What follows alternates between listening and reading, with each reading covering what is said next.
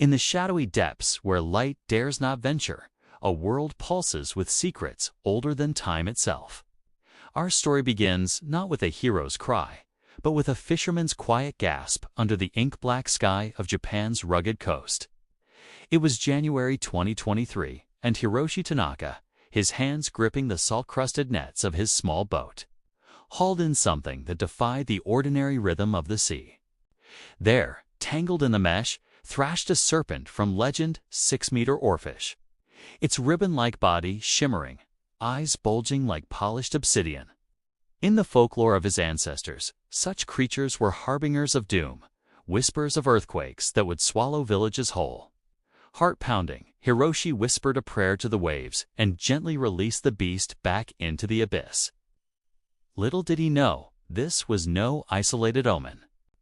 It was the first ripple in a tide of revelations, a sign that the guardians of the deep were rising.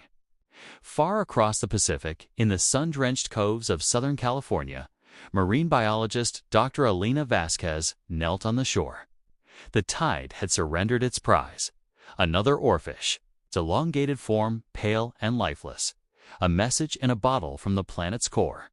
Oarfish, those elusive monarchs of the midnight zone, rarely breach the sunlight barrier. Yet here they were, ghosts ascending en masse.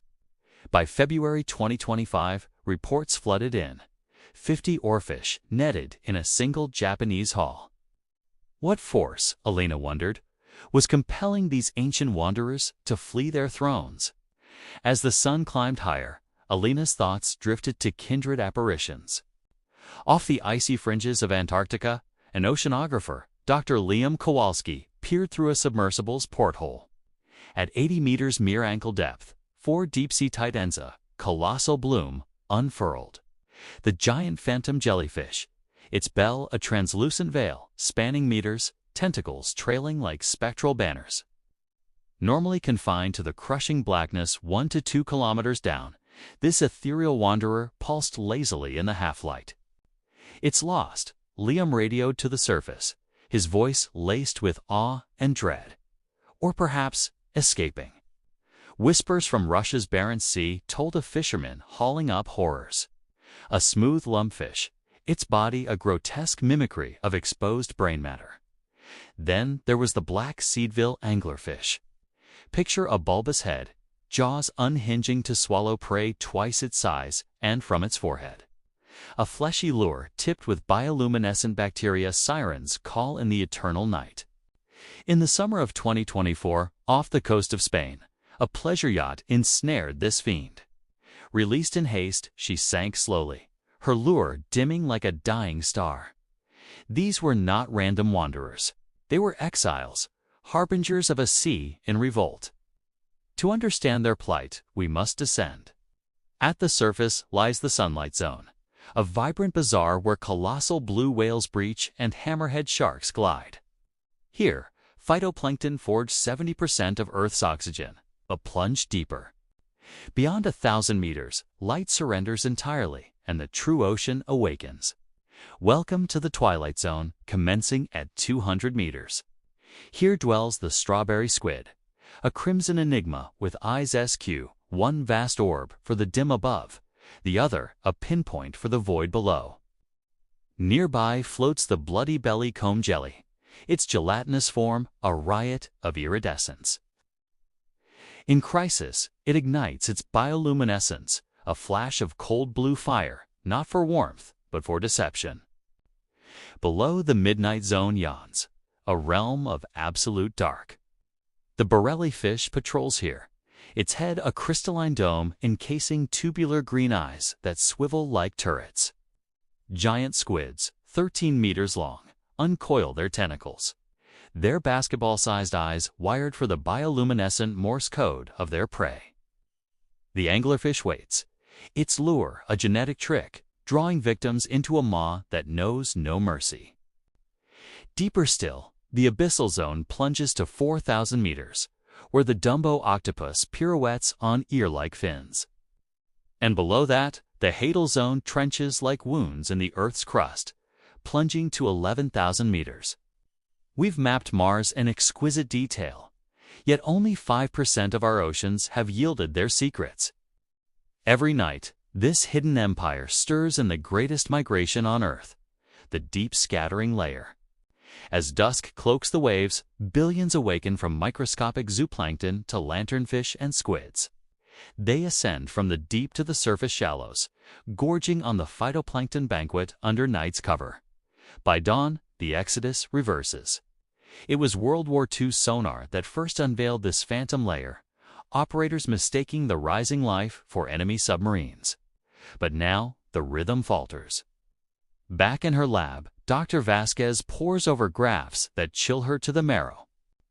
The oceans, Earth's great heat sink, have swallowed 90% of climate change's fury. Surface waters are warming, stratifying into a lid that seals the cold deep below. Oxygen, once churned from surface to abyss, now stagnates. They're coming up for air, Alina explains. Her pointer tracing migration paths accelerated 4 to 11 times over surface species. The oarfish, the jellies, the anglers, they flee the oxygen debt, only to meet a gauntlet of surface perils. Undiscovered legions face silent extinction. Yet humanity adds insult with ambition. In the scalding vents of the abyssal plains, where superheated plumes spew minerals, life defies impossibility. Enter the scalyfoot snail, an armored marvel. Its shell is a mosaic of iron sulfides, its legs plated like medieval greaves. It clusters in 3 fragile oases around hydrothermal chimneys, ecosystems teeming with life that chemosynthesize sulfur. These vents, perhaps the cradle of life itself, now gleam with greed's allure. Nodules rich in gold, silver, and cobalt, the lifeblood of batteries for our electric dreams. The mining barons are circling. In boardrooms and halls of power, debates escalate. In New Delhi, development projects threaten marine corridors.